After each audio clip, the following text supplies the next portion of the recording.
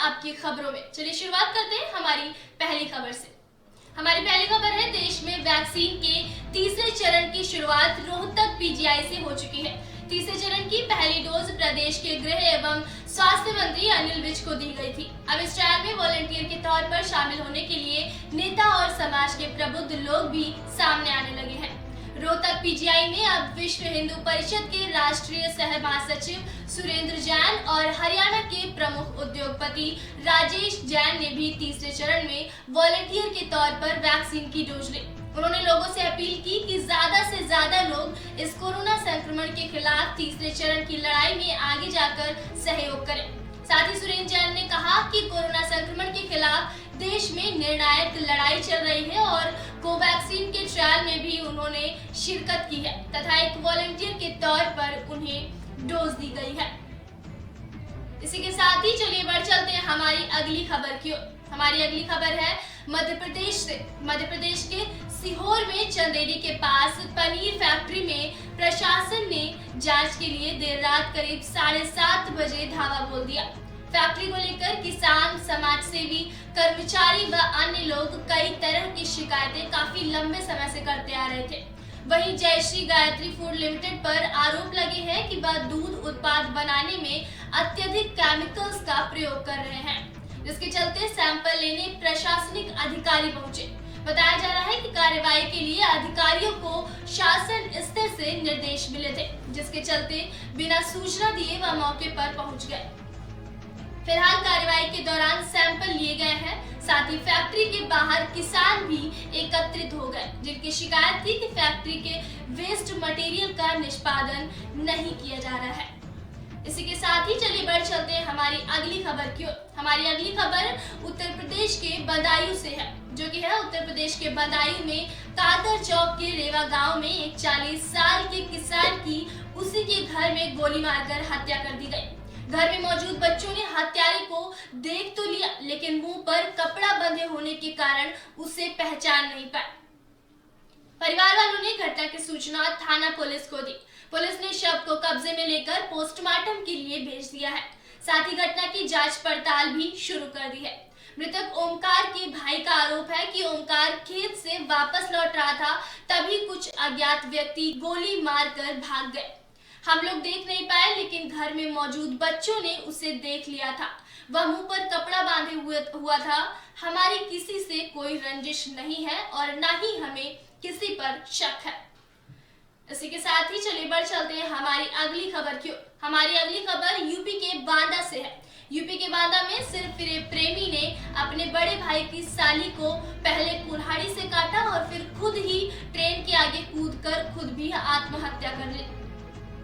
माना जा रहा है कि साली अपनी बहन के घर आई हुई थी, जिस दौरान सिरफिरे प्रेमी ने उससे शादी की बात की थी और दोनों के बीच पिछले 2 सालों से प्रेम संबंध चल रहे थे। साली की शादी से मना करने पर प्रेमी ने घटना को अंजाम दिया। आज थाना तर्रा में एक सूचना प्राप्त हुई कि थाना कस्बा तर्रा के पास में ही एक मजरा है, उसका महदू अरक का पुरवा। वहाँ पर एक नन्हे नाम का व्यक्ति अपनी 16 वर्षीय साली को जो है कुल्हाड़ी से मार करके उसकी हत्या कर दिया और हत्या करने के बाद वो वहाँ अपने मौके से फरार हो गया और पुलिस को सूचना मिली। पुलिस मौके पर आई और उसकी छानबीन कर ही रही थी कि इसकी सूचना मिली कि ये रेलवे ट्रैक पर जो है उसने स्वयं को आज थाना खबर यूपी के चंदौली से है। यूपी के चंदौली में तेज रफ्तार का कहर देखने को मिला। सदर कोतवाली क्षेत्र के SBI बैंक के पास नेशनल हाईवे 2 पर ट्रक और ऑटो की आपस में भिड़ंत हो गई। हादसे में 2 युवकों की मौके पर ही मौत हो गई। मिली जानकारी के अनुसार ऑटो सवार और उसका साथी बिहार का रहने वाला था और DDU नगर से वह दोनों बिहार जा रहे थे। बिहार जाते वक्त नेशनल हाईवे 2 पर उन दोनों की एक्सीडेंट हो गया और उन दोनों की मौत हो गई। मैं पूरे देश से अपील करता हूं, अधिक से अधिक संख्या में आगे बढ़े, इस ट्रायल को सक्सेसफुल बनाएं। जितना जल्दी करेंगे उतनी जल्दी दवाई आएगी और उतना जल्दी इस महामारी से हम छुटकारा पाएंगे। निर्णायक लड़ाई है ये। इस लड़ाई के अंदर हर व्यक्ति का अपना योगदान है, एक योद्धा की तरह से, और वो योगदान उन्हें देना चाहिए और जब तक वैक्सीन नहीं बन जाती, अंतिम व्यक्ति तक नहीं पहुंच जाती, तब तक फिजिकल डिस्टेंसिंग, मास्क, सैनिटाइजेशन ये सब बहुत जरूरी है। इसको कृपया न छोड़ें, ये मत समझें बीमारी चली गई है। दिल्ली में 3rd वेव चल रहा है। उन्होंने हमें बहुत शॉर्ट नोटिस पे इसका एक्सेप्टेंस दिया कि आप लगाइए, और मेरे हिसाब से बहुत सेफ वैक्सीन है। और सब लोगों को मैं ये कहूँगा कि जल्दी से जल्दी आके अपना ट्रायल में हिस्सा लें, इससे पहले कि वैक्सीन के ट्रायल्स खत्म हो जाएं। फेज 3 के ट्रायल का आज दूसरा दिन है। कल स्वास्थ्य मंत्री जी ने वैक्सीन लगवाया और आज सुरेंद्र जैन जी ने और राजेश जैन जी ने भी वैक्सीन लगवाया, और हमें बहुत खुशी है कि बहुत ही सफल वैक्सीन लगाया गया है। हमारी अगली खबर यूपी के कासगंज से है। यूपी के कासगंज में रिश्तों को तार तार करने की घटना सामने आई है। अधिक से अधिक कलयुगी पिता ने अपने ही बेटे की हत्या कर दी। माना जा रहा है कि पुराने जमीनी विवाद के चलते पिता काफी समय से अपने बेटे से परेशान चल रहा था। उसी के चलते पिता ने गला दबाकर अपने बेटे की हत्या कर दी। बता दें कि आरोपी पिता रामरत्न ने आकाश की मां के मरने के बाद दूसरी शादी की थी। इसी के साथ ही चलिए बढ़ चलते हैं हमारी अगली खबर की। हमारी अगली खबर यूपी के लखीमपुर से है। यूपी के लखीमपुर में भी अवैध शराब के खिलाफ अभियान चलाया जा रहा है। अलग अलग थाना इलाकों में चलाए जा रहे अवैध शराब के अभियान में 23 लोगों को गिरफ्तार किया गया है। 740 लीटर अवैध शराब पकड़े जाने के साथ साथ 27,000 लीटर लहन भी नष्ट कर दिया गया। साथ ही पुलिस ने ताबड़तोड़ कार्रवाई करते हुए शराब बनाने के लिए धधक रही 20 भट्टियों को नष्ट कर दिया। पुलिस द्वारा लगातार चलाए जा रहे इस अभियान में अब तक जिलों के विभिन्न थानों में 28 मामले दर्ज किए जा चुके हैं। साथ ही पुलिस अधीक्षक की माने तो अवैध शराब के विरुद्ध यह अभियान अब लगातार जारी रहेगा।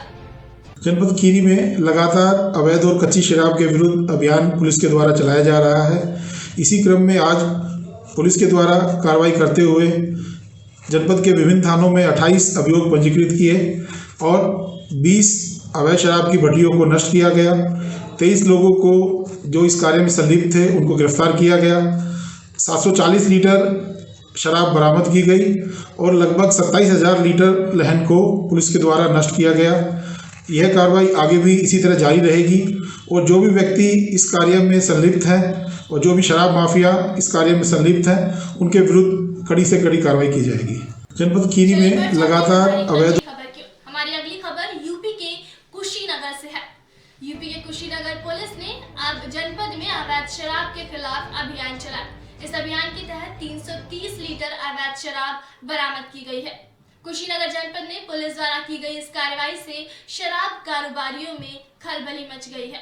पुलिस ने इस कार्रवाई में अलग अलग थाना क्षेत्रों से 20 लोगों को गिरफ्तार किया है। इस अभियान में तस्करों द्वारा अलग अलग जगहों पर रखे गए लहान को नष्ट किया गया और पकड़े गए सभी लोगों के खिलाफ कार्रवाई की जा रही है। पुलिस आबकारी और राजस्व टीम के साथ मिलकर के अवैध शराब के विरुद्ध कार्रवाई में आज 65 कुंटल लहन नष्ट किया गया है और इसके साथ ही 330 लीटर अवैध शराब बरामद की गई है और 20 अभियुक्तों को गिरफ्तार किया गया है। इन सभी के विरुद्ध विधिक कार्रवाई की जा रही है। जनपद में पुलिस चलिए बढ़ चलते हैं हमारी अगली खबर की ओर। हमारी अगली खबर यूपी के बहराइच से है। यूपी के बहराइच में युवक को जिंदा जलाकर उसकी हत्या करने का मामला सामने आया है। बहराइच के कैसरगंज इलाके में एक अज्ञात युवक की पेट्रोल डालकर जला दिया गया।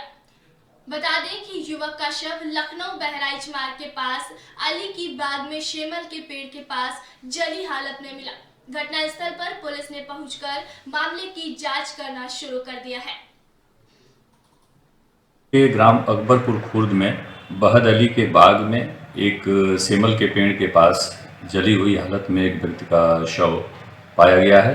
पुलिस को प्राप्त सूचना के आधार पर स्थानीय कैसरगंज की पुलिस के द्वारा इस घटनास्थल को संरक्षित किया गया है तथा फील्ड यूनिट के माध्यम से आवश्यक साक्ष्य संकलित कराए जा रहे हैं। घटना के अनावरण के लिए टीम गठित की गई है। प्रथम दृष्टया देखने से ऐसा प्रतीत होता है कि शव को कहीं से लाकर जलाने का प्रयास किया गया है।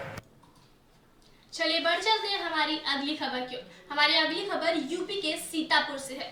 यूपी के सीतापुर में एक शिक्षक ने सहायक शिक्षिका को गोली मारकर हत्या कर दी। वारदात के बाद आरोपी शिक्षक मौके से फरार हो गया। पुलिस आरोपी की गिरफ्तारी के प्रयास की बात कह रही है। घटना का कारण शिक्षक व शिक्षिका के बीच विवाद बताया जा रहा है। पुलिस ने मामला दर्ज कर आरोपी की तलाश शुरू कर दी है। लखनऊ की रहने वाली मृतका के परिजनों को पुलिस ने वारदात की जानकारी दे दी है। थाना मानपुर क्षेत्र में प्राथमिक विद्यालय पकरिया में सहायक अध्यापिका को गोली लग गई है और घायल हो गई हैं। थाना इसी के साथ ही आज के आपका राज्य आपके खबरों में आपके लिए इतना ही। फिलहाल देश और दुनिया की तमाम बड़ी खबरों के लिए देखते रहिए AB स्टार न्यूज। नमस्कार।